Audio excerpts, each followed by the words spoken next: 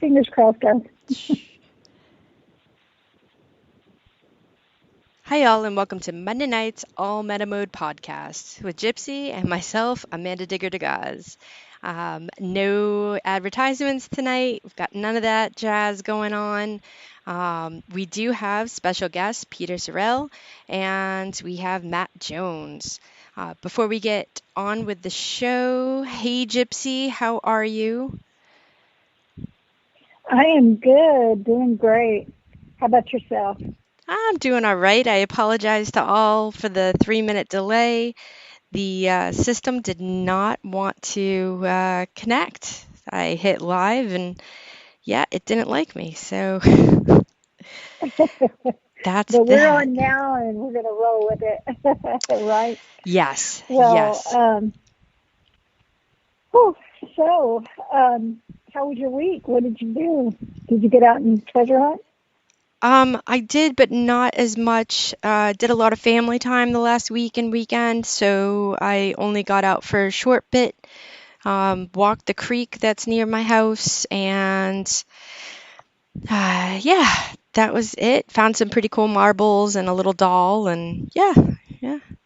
It was fun. How about yourself? I know Cool. you were saying you were gonna put together the Blue 3.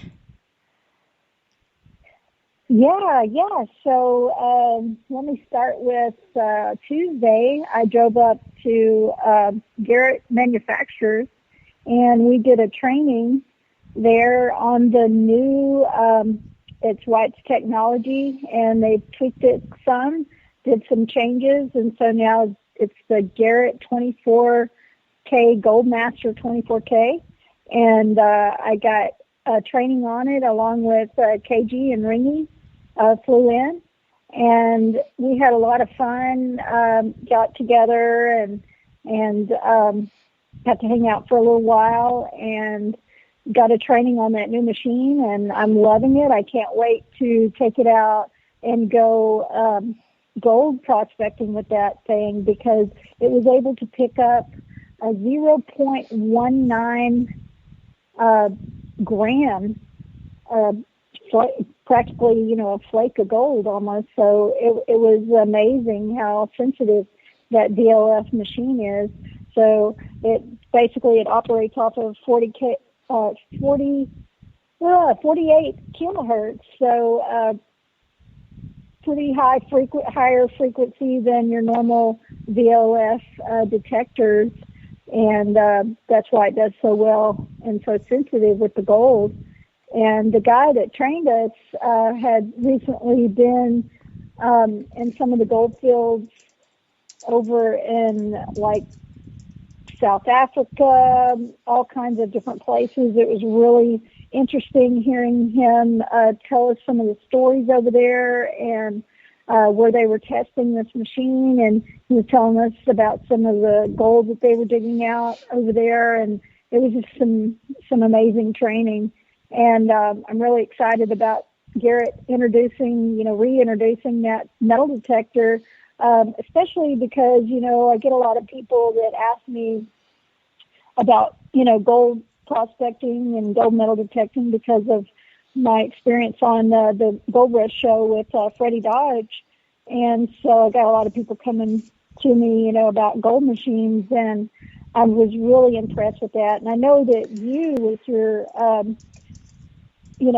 relationship you had with White's, you could probably tell us even more about some of that. And I know White's, they're another one of those great American-made products that still out there. And I'm just glad to see Garrett carrying on that name and continuing with that technology and moving on into the future. So really excited about that. Yeah, that is very cool.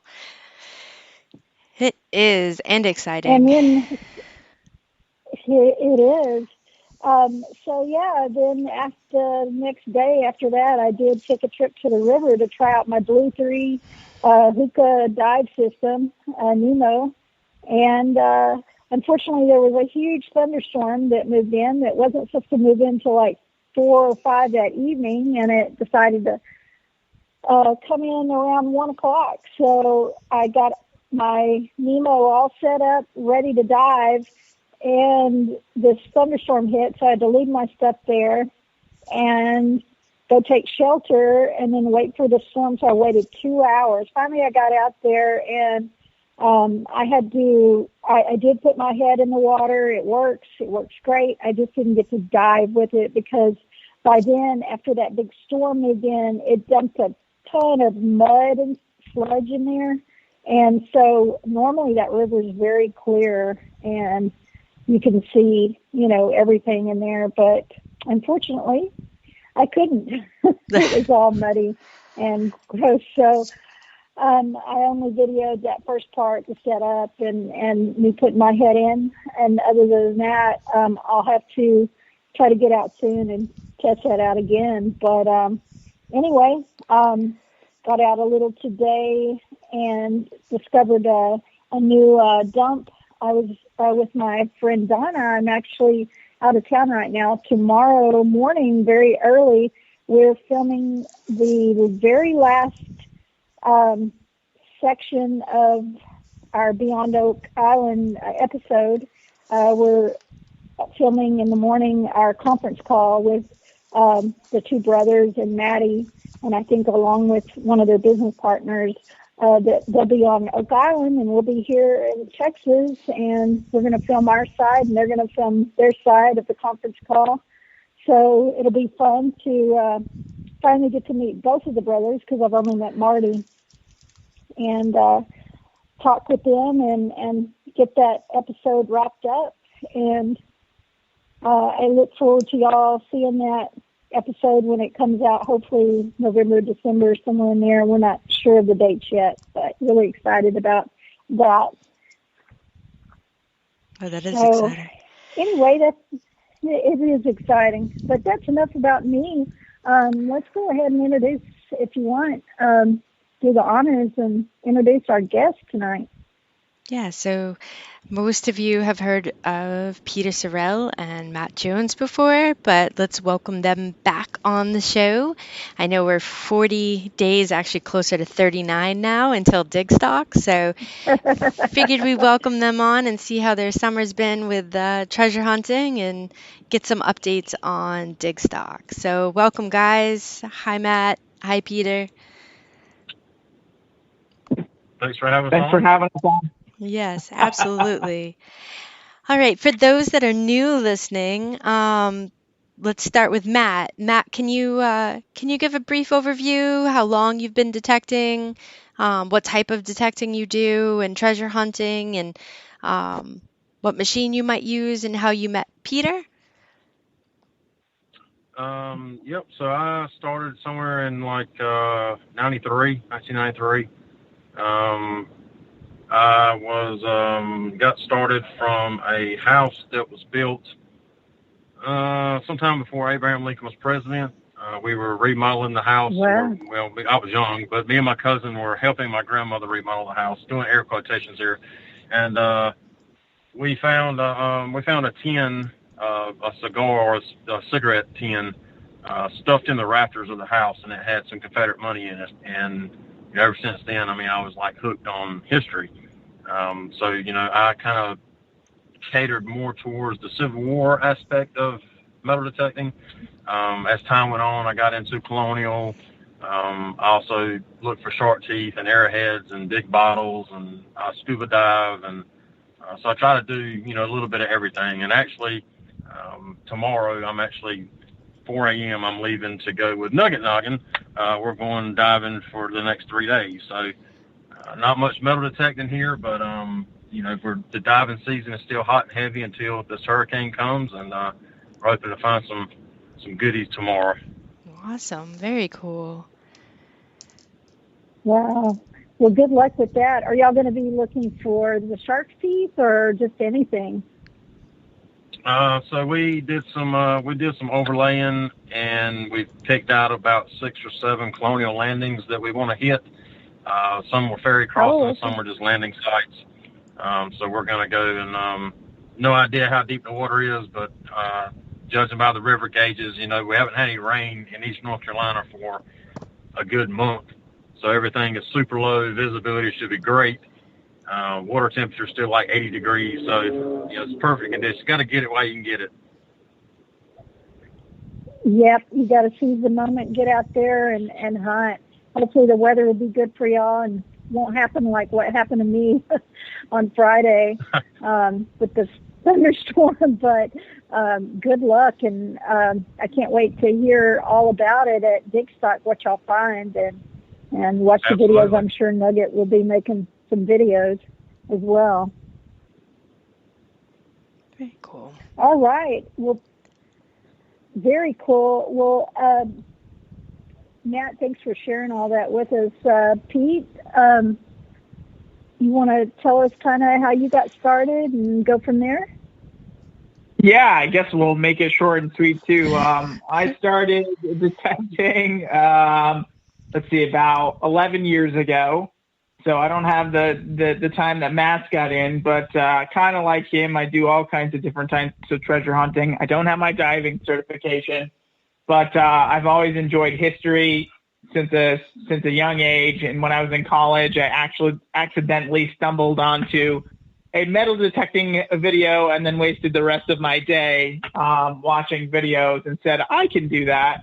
And I saved up my pennies from my college job and bought myself a banana yellow Garrett Ace 250 and started my journey from there. So it's been a whirlwind. Met a lot of awesome people along the way, including Matt, who we did, he didn't mention it, but we met at PTG in 2019. He came out, it was like 5:30 in the morning. We had just had that huge windstorm and all the tents were flown all over the place. And Matt was the only guy out there that offered to help. And so that's how we met each other, and we became friends, and we've been friends since. So, and now we're business partners in DIGSTOCK. So I couldn't be happier. That is awesome. What a story. And I'm just curious, with that Garrett Ace 250, starting out, I just have a friend that just bought a used one, and she's been messaging me and sending me all of her finds. She's new to the hobby. And I'm just curious, what was your favorite find that you found with that machine? I found my first Indian head penny, which was like a 1907. And, that was pretty exciting for me. I'd been collecting coins since I was 13. My grandmother got me started collecting coins. So when I found that, I was ecstatic. So that really got me hooked. I bet it did. And so Matt and Pete, what kind of detectors are you using now? So I have kind of a wide array of machines. For water, I usually use either an AT Pro or AT Max. For land hunting, I stick to the XP ORX over the Deus. It's just personal preference. And then I will switch to a Noto every once in a while.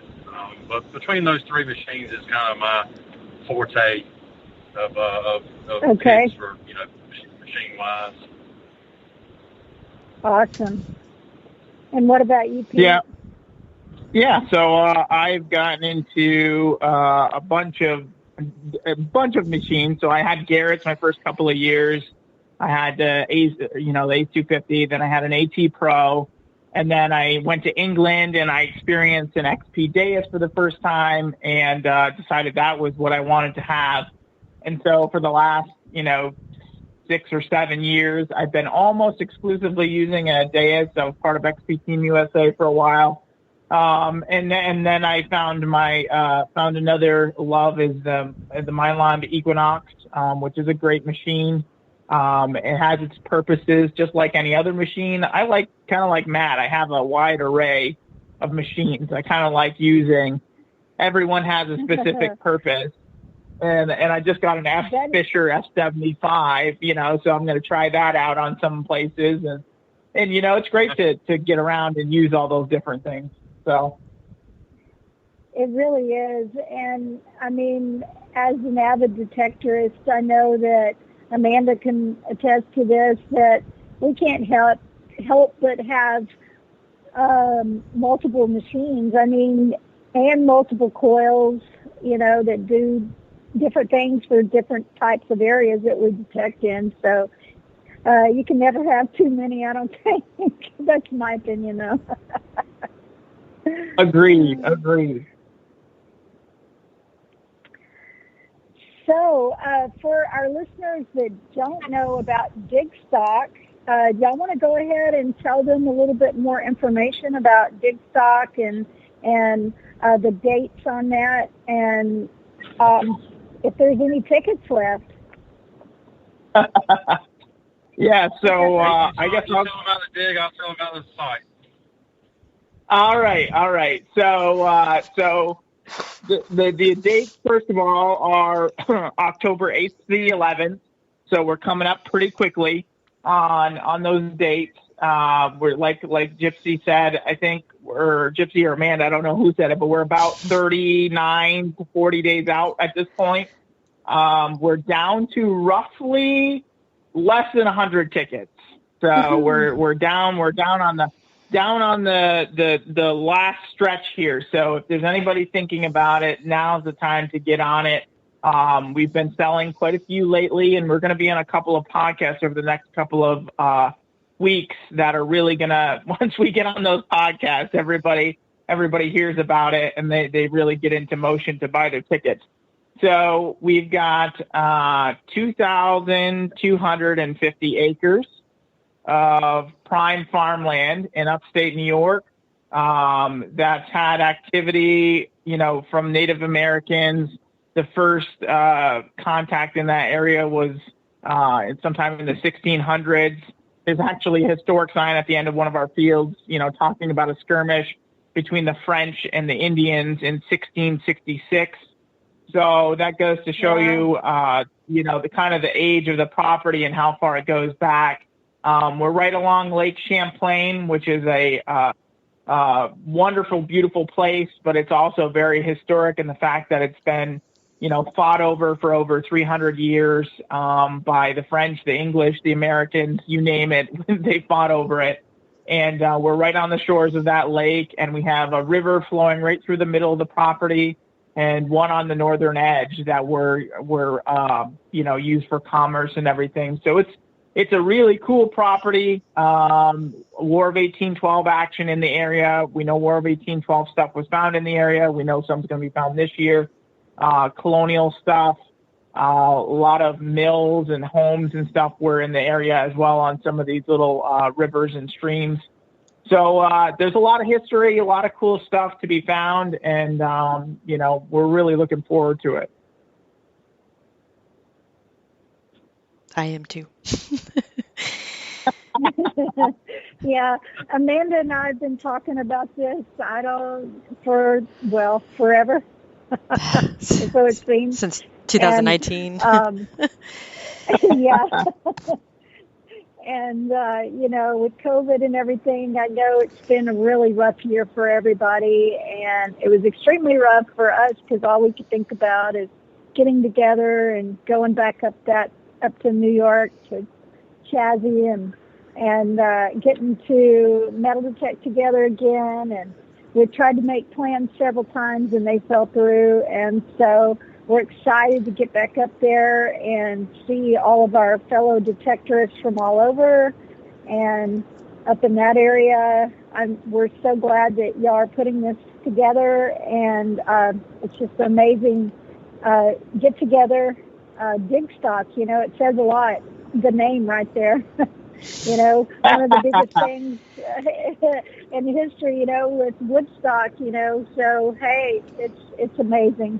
So we appreciate what y'all are doing for the metal detecting community, and us all able to get together again.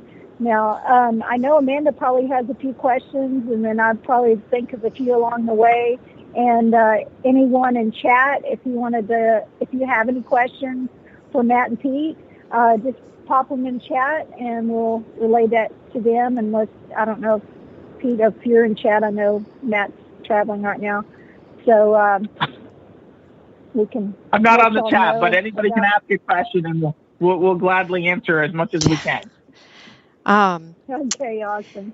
So the question for, I know somebody had asked me from going prior. Now the dirt there, the majority of fields, it's like clay, right? Is that how you'd put it? It's a combination. Like some of the fields are more clayey than others because we're kind of close to the lake. But it's not. But some of the fields are really, really easy digging, and some of the fields are not so easy digging. But our farmer, who was a great guy, 2 years ago, he's a great guy still, and so he's going to try his best to help us out as far as some of the things he's going to do to this field to hopefully make it a little bit better experience. Hopefully not as many corn stalks sticking up, but he does a great job and he really tries to help us out. But he's a farmer. He does this for a living, so he's got a lot of stuff going on too. But I know we've got some of the fields are soybean fields, and if anybody's ever hunted a soybean field, it's like flat and it's nice, and it's once that stalk dies down, it's really swingable. And they're supposed to start cutting the crops off. Actually, he told me September 15th. So a couple of weeks here, the crops are going to start to come off. Corn comes off first, then soybean. But the soil, like I said, is hit or miss. Depends on where you are on the property. I would just tell people to bring a good quality shovel. We will have someone on site if you forget it or whatever selling them. Kelly Co. is going to be our main sponsor for that, and they'll be set up right in the middle of our tent. So if there's something you've always wanted or something that you forgot, they're going to be there to help provide that. Plus, Matt can attest to this. We get a ton of giveaways going. Ton of giveaways. So it's going to be.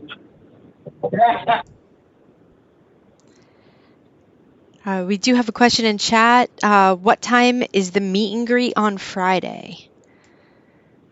Have we decided on that yet? I think we're shooting for 4:00 to start. I think right now is what our plan is. It's going to last about 3.5 hours. I'll tell you, we actually changed the meet and greet location because something really cool came up. And it's going to actually be at a historic theater in downtown Plattsburgh, built in the early 1900s. And it just had a recent $2 million renovation, and it's beautiful. And we've got over 900 seats in there, and it's going to be great. So we're going to have a really good time there. But hopefully that works out well, because I think it's going to be a really neat place to have it. Anyway, so 4:00 to about 7:30 is what our guess is for the meet and greet on Friday night. Awesome. And then another question came up, and are they the same fields that everyone went to in 2019, or is it some new, some old, or are they all new? It's kind of a combination of both, because in 2019 we thought we were going to have well over 1,000 acres, but we had a really wet spring, and we only ended up, because the farmer was trying to get off as many crops as possible while we were there. I'm sure you all remember he was still out there chopping corn and stuff. So they had a really wet spring. So that's one of the things we tried to alleviate by putting it to a week later than we did the first time. And so that'll hopefully give us a lot more new property. We had thought we'd have 1,000 acres that first year. I think we only ended up with about 600, maybe 650. And I know we'll have well over 2,000 for this event. So it's some of the old fields, but I don't even know how you'd say old fields, because every year these fields get turned over. And for me, I know I've been on some farm fields for 5-6 years, if they get turned over every year and still end up with stuff. So, but as far as I know, it's a lot of new ground. And I can tell you, I've been out walking some of these fields without a detector, just to kind of get a gauge of, what it's going to look like. And you guys are going to be, there's going to be some great finds found. That's all I can say, because I've stumbled across a couple of things here and there that I never knew existed. So I think somebody's going to find it, and they're going to come away with some really great stuff. Wow. And then did you say that there was about 2,000 total tickets sold, or? No. So we're only selling 600 total tickets for the entire event, and we're down to less than 100. Gotcha. So we're on the home stretch as far as that goes. But if you want them, you're gonna have to get them soon, and they can get them. And I think you can put a link up in there, and if not, they can always message Matt or I. It's www.digstockevents.com. Just click on DIGSTOCK 2021, and there's a bunch of little headings. You can basically buy your tickets, fill out your liability waiver. You can see where to stay. You can see where to eat. Just a lot of great information about the area. And if you have any questions, you can always contact Matt or I. We're always, willing to help anybody out that needs some help, or if they have any questions, we're always open to do that as well. Yeah, I'd like to add to that too. All of our information we try to put on our website, but we have, I guess you could say, more recently started a Facebook group called DIGSTOCK. Originally, it was just supposed to be meant for updates on the hunt, T-shirt sales, pre-hunt meeting times, start times, et cetera, but we kind of repurposed that. Our slogan is for all the hobbies that you dig. So we encourage people to go to our Facebook page and post anything that you like. I mean, you don't have to be into metal detecting. You can like look at arrowheads or bottles. I mean, if you like going bass fishing, I mean, show us, your 20-pound bass that you caught last week. I mean, we want to see it. We want to make it a good place for the community to come together and share all of the hobbies that they do like. And we're actually giving away a Garrett pinpointer on there right now. And all you got to do is just make a post of your favorite find. It can be anything. It doesn't have to be metal detecting. It can be anything. Just make a post, tell a brief story about it, tag somebody that you know in your post, and then go to the pinpointer link and click done. And then we're going to do the giveaway on Labor Day. We're going to do like a random lottery, and one lucky person will get a free Garrett or Garrett carrot. Amanda, you need to do that. Yes, I do.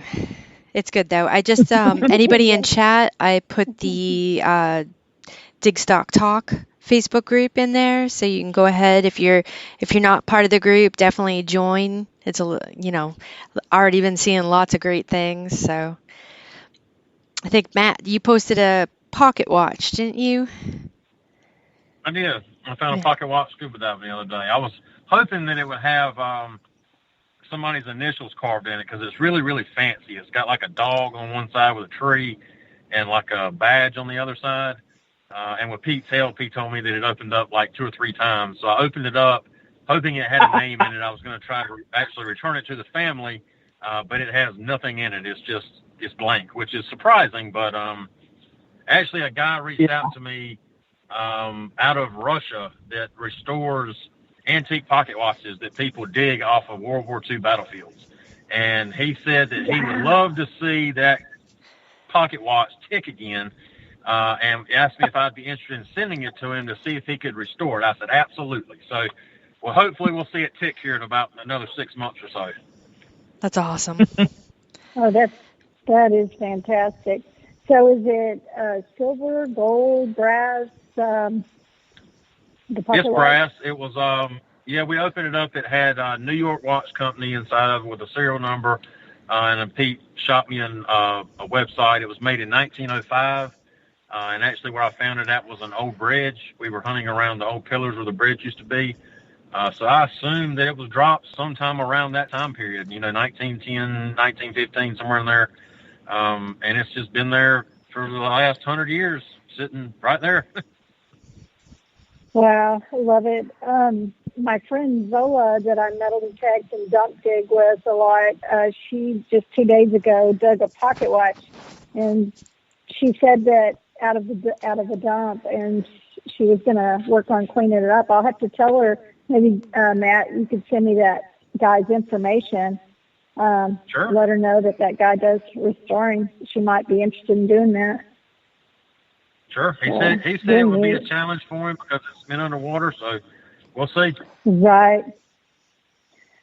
I'd be curious to see the befores and after, yeah, photos Absolutely. and video or whatever. That'd be really neat. Well, wow. So, Matt, that's one of your recent finds. What about you, Pete? Find anything really cool lately? Like It's funny. And Matt gets luck. He gets out a lot more than I do. It seems like these days, and that's all right. We all have our own, lives and stuff too that we've got going on. But man, I've been striking out. It seemed like for a long, long time trying to get out. I'd make plans, and it'd storm, or what have you would come up, and I finally got out last Friday for my first water dig on Lake Champlain with my Equinox, and we went out to an old swimming beach, and my first signal in there was a 1760s King George Hibernia. So I know it was only made 1766 to 1769. It has the harp on the back. And, but anyways, that was my first find. And then, I ended the day with a handful of wheat pennies and a silver Canadian dime. So that was my first hunt in probably a good 2 months, it seemed like. And, it was a good one. So I really enjoyed it. It was my first real water hunt. Realized that I am not equipped for that just yet. I think I need a couple more tools for my arsenal, but, it was definitely a blast. It takes some time, but doesn't it feel good when you get on one of those unlucky streaks and you're not finding anything and you're striking out, but then you have one of those hunts that's just like, boom, it starts all over again, and boy, you can't wait to get out to the next time.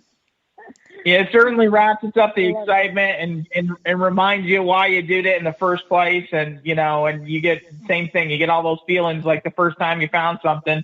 You get that. I dug down and I pulled it up and I go, oh my God! I said, it's a colonial copper, and the guy I was digging with, he's like, no way! And he came over, and at the end of the day, he ended up with an 1803 Great Bust large scent that was probably the most beautiful water find I've ever seen, and it came out just immaculate. But we had a great couple of hours there, and like I said, I hadn't dug in the lake before, but I'm just real excited to get back out there. It was like bass water. There were no waves. It was perfect. That's awesome. Was it like a sandy soil or clay, or what type of? It was a sandy beach, but it's got like a clay bottom in some parts and a very rocky bottom in others. So I was probably digging through about a foot of sand, and then I would hit a rocky, strata underneath. And then once I got through that rocky layer, that's where most of the finds were stuck in those rocks. Oh, cool. Okay. So you weren't able to use like a scoop or anything like that? Just a shovel? What were you using? I had a shovel, which was pretty much useless, and then I had a hand scoop. So I was only going deep enough so where my neck would, when I bent down, my neck wouldn't go on. I wasn't going underwater to dig it. So I didn't have, like I said, I was never set up like the Hoover boys are, with the nice long skin. I'm not used to that kind of hunting. So for me, I've always been a field hunting guy. So when I did this, I was very unprepared, but I soon learned what I needed to do to be successful. And I can tell you the next time out, it's certainly going to be better. Yeah, you always learn from that first time. And Amanda and I have several water scoops because I've done a lot of beach hunting and stuff. And I just purchased another scoop, and I met a guy that makes like the carbon fiber handles, like metal detecting shafts and the scoop handles. So I'm going to get one of his carbon handles for my new scoop. So I can't wait till that comes in. Yeah. So, but yeah, I have a big aluminum one that actually what happened, it's one that it's for travel that breaks apart in the middle of the handle. Yep. Well, the about 3 or maybe over 2 years ago, I took it to Florida with me, and I could not get that handle apart. It is like sand cemented. So I left it with a friend in Florida, and they bring it every time I come. And I use that. Plus, I've got a smaller travel one that breaks apart. And I had a hard time getting it apart this time too. So you really have to learn that too when you're detecting beach and sand, and it's got that salt mineral in there that gets. That stuff acts like cement once that sand gets in there. So I've learned to take a little olive oil or something to oil that and before I attach it, and then it comes apart a little easier when you're ready to travel again. Fit it in my suitcase. So we learn have all these tricks, but I'm curious. Go ahead. I was going to say, yeah, there's quite a few. Sorry for interrupting you, Gypsy. I'm like, there's a bunch of questions coming up. I'm like, oh gosh. So John wants to know, can you say who the guests are going to be at the meet and greet? We can certainly start to say who some of the guests are. And honestly, some of them are like, some of them have kind of given us till the last minute to let us know if they're going to be there. But, Miss Gypsy will be there, of course. We'll have KG and Ringy for sure. We're going to have Quarter Hoarder's going to be on site as well, as long as, and some of the guys that he hunts with, like if you're from the Northeast, you might know his name is Charlie Harley. He's from Pennsylvania, and his digging partner, PA Pirate Paul. They're going to be there. And we've got quite a few other guests. I mean, Matt has a special guest that we haven't announced anywhere yet, but I'll let him say if he's going to be there or not. So, well, I mean, Amanda and Gypsy will be there. I mean, what more do you need? But, Nugget will be there. Wait, who's gonna be there? Nugget will be there, and Bo will be there. Aqua Checker. Everybody knows him as Aqua Checker. Aqua Checker and Nugget, yeah. Awesome. I had heard when we went to train last week that Nugget was going to be there, but I don't think they knew yet if Bo was going to be able to make it or not. It's been a while since I've seen him, so that'll be fun. Now, let me tell y'all this, that Amanda is going to have, I don't know if y'all remember the last time she came, but she brought this little amazing grab bag that had all these silver coins and prizes in there. So I'll be sure and find Amanda for some amazing little giveaways she's going to be doing. Be sure and find me. I'll be at the Garrett booth with KG and Ringy, and I'm not sure. I guess maybe Bowen and Nugget will be at the Garrett table as well, and we'll be signing autographs. And I'm bringing a lot of stickers, and I got some new stickers made with the new design as well. So y'all be sure and come by and grab you one. And, I cannot wait. It's going to be a blast. Yeah, and some of the other special guests go ahead, Matt. Sorry. No, go ahead. Speaking of the silver, we haven't mentioned it. The new people that don't know about us. So we are putting a large amount of silver coins in the ground, in addition to, I don't even know, 600 tokens or something like that, on top of Civil War relics, on top of buttons, on top of other giveaways from manufacturers. So in addition to there being 2,250 acres, we are going to seed 10, 12, 15 acres, somewhere in that range, and let people find stuff there also.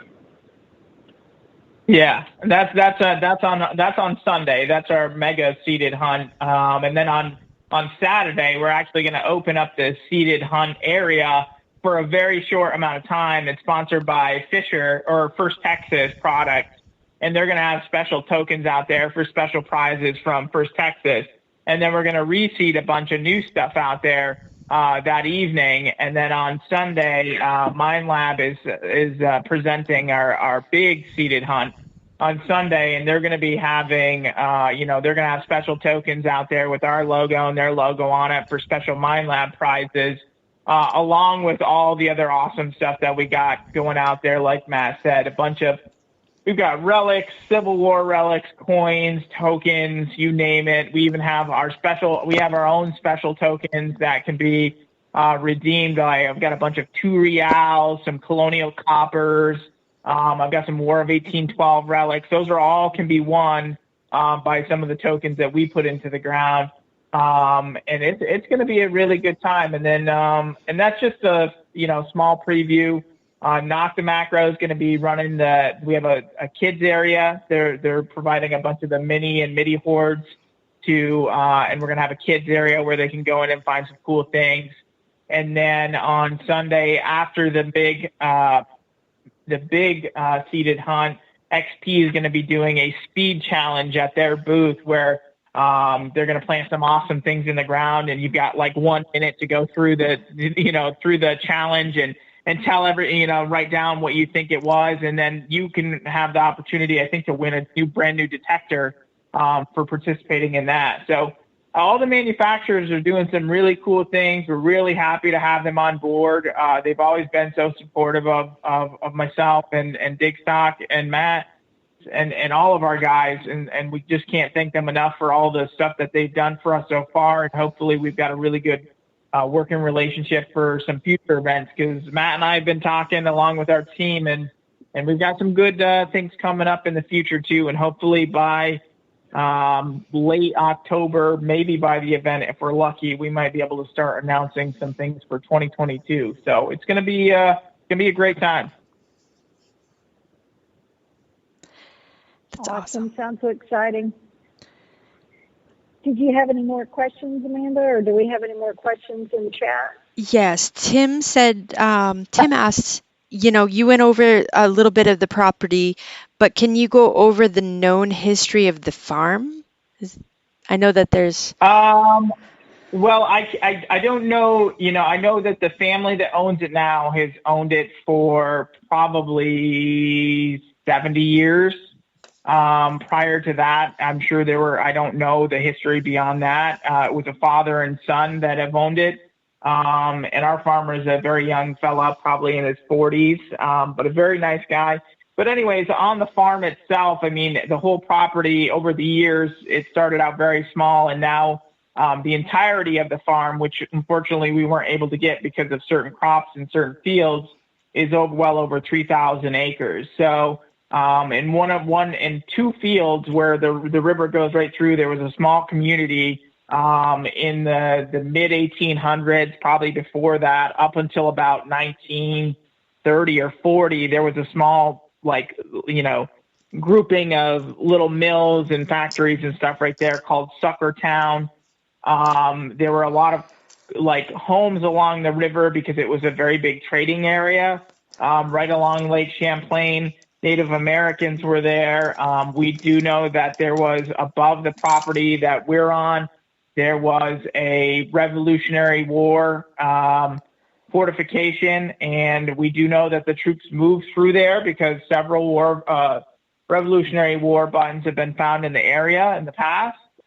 So we know the British and the Americans were in that area, and Burgoyne's army on his way to Saratoga, the Battle of Saratoga, actually camped north of our property, not on our property, but north of our property. So we're fairly certain that they were just very active in the area from the all the way from the French and Indian War up. And they actually the British didn't leave the area until the 1790s when we finally kicked them out. So it's a very, very historic area. I just will say this, you never know what you're going to find out there. It's been farmed for 200 plus years. And it's just a really, really cool property. And if you've never been to upstate New York in October, make sure you've got some good sweatshirts, some good wind-breaking clothes. We're right off the lake, so the wind does whip. I know Gypsy and Amanda can attest to the conditions there. So but it's hopefully we get some pretty deep. Hopefully we get some decent weather. It's usually high 50s, low 60s during the day, and it can be down into the 30s and 40s in the evening. So just be aware of that, and just make sure you're prepared for those types of conditions, because that's what we deal with in the fall up here. So now, Pete, you mentioned some mills that were on some of the property. Do you know what type of mills those were? I don't really know. I think one of them was mostly they did like planing and stuff for shingles and whatnot. I don't know what the other ones were, but we have some maps dating back to the 1850s that show a bunch of large, buildings that were most likely some sort of manufacturing building versus a regular house or a barn. And a couple of them have business names, or they were owned by, it said so-and-so and so-and-so. And usually when it was two people, it was as a business owned by somebody. And going back into the records, we could probably get a good idea of what they did. But there were a lot of different industries in this area. It was a very big logging area, though. Wood was a big export. They made boats in the mid-1800s in the area. So it could have been one of a myriad of things, but there's a lot of interesting things to find right along the river. Once you're here and you can and explore the area, I mean, you're going to find things in the woods and along the river that that might not even be on a map. It's really, really cool place to see and explore, that's for sure. And over 2 or 3 days, you probably won't get to all the nooks and crannies, but if you can, I always say that last day, we don't have any events going on that Monday, but if you're sticking around, that's the day to go see the nooks and crannies. So. Right. Well, can y'all tell us, I know that over the years, y'all get to live in this area and find colonial type. Down here where I live, I don't find any of that type of stuff. I bet both of you have a favorite find, and then possibly maybe something still on your list to find, like a bucket lister. Y'all want to share that with us? I'll let you go, Matt. Yeah, I'll let Matt go first. Oh God, that's like every time I'm anywhere and somebody, I talk about metal detectors, somebody always has to say, "Oh, what's your favorite find?" or "What's the best thing you've ever found?" So, the best thing I've ever found. Oh yeah, absolutely. I mean, you can't pick just one. The best thing I've ever found is the people that I've met in this hobby. That's the best thing. As far as like a materialistic item, I found a set of, Pete was actually with me. I found a set of silver hand-etched two-door rose cufflinks. They're like 1690s, early 1700s, about 2 years ago. And that pretty much topped my bucket list. I don't really I've been very fortunate. I've found a lot of stuff. So, the cufflinks probably top the list. And as far as something that I would really, really, really like to find, I'd like to find an onion bottle from the 1700s, Yes. but, other than that, yeah. I found a, what's it called? A chestnut, not too long ago. It's, the earliest made American bottle that you can find. But unfortunately, it's got a big hole in the back about the size of a golf ball. But I have not found an onion yet. So hopefully tomorrow on some of these river crossings, my onion, fingers crossed, my onion will pop up in the boat. There you go. Man. There you go. If you find one, send us the photos. I can't wait. Absolutely. Yeah, and for me, I really enjoy, I love all kinds of history, but I've always been intrigued by like early American history.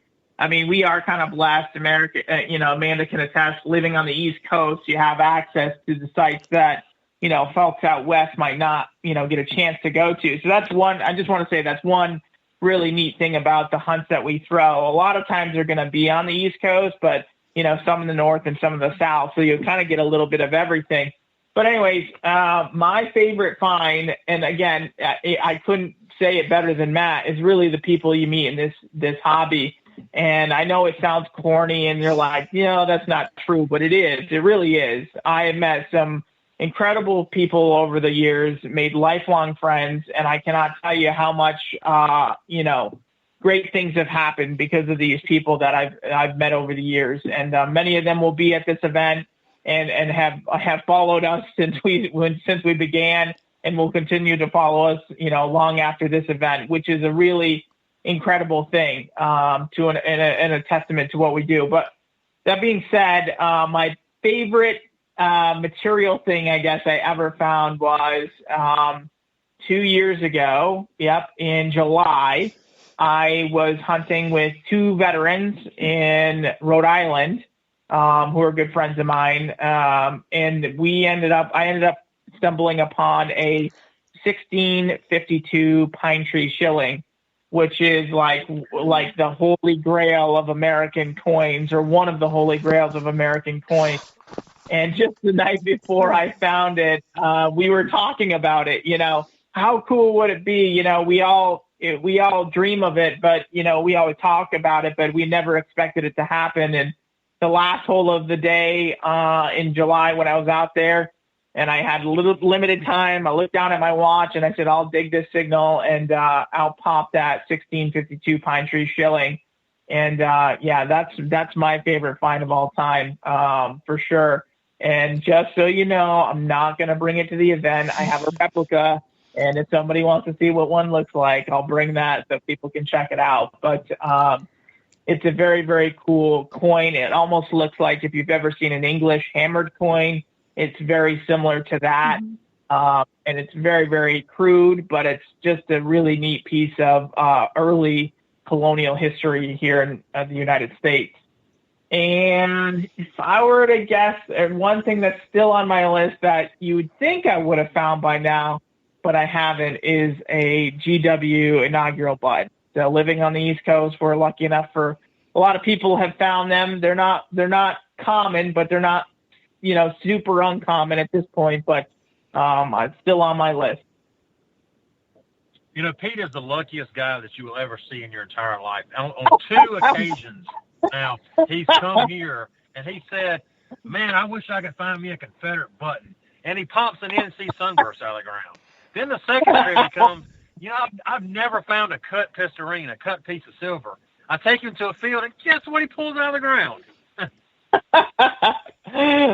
Yeah, sometimes I think you have to say it. You got to put it out in the world for it to come true. You got to talk about it. And he's not joking. I honestly sometimes think to myself, where in the hell does this luck come from? I don't honestly know. Hey, it's an amazing coin. And I mean, the stuff that both of you have found is pretty incredible. So, but like you said, you speak it out and kind of, put it out to the universe. So that always helps. For sure. I think that that goes a long way. When sometimes that you're always wishing for that one item, and sometimes I purchased something once, and I said I'll probably never find one of these. And that same year that I purchased it, I found two of them. So just the way the world works, I guess, in this hobby, you just never know what's going to pop up. Yeah, incredible. We're getting Gypsy back on the line. She got lost. Now is everybody still on? Yeah, I'm still here. Okay.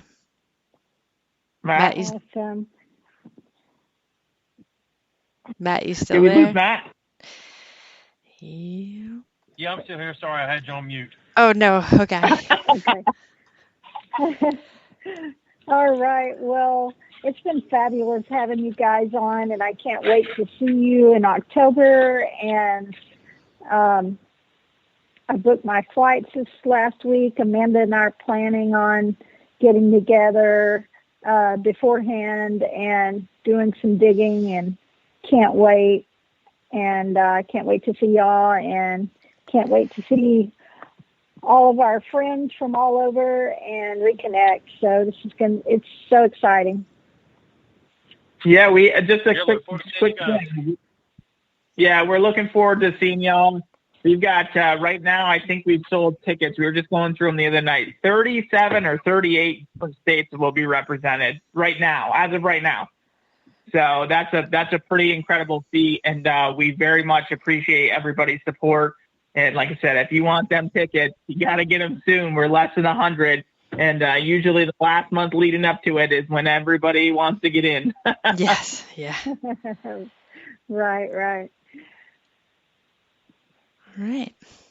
All right. Well, how can they contact y'all if they're looking to get a ticket, and what would be the best way for them to contact y'all?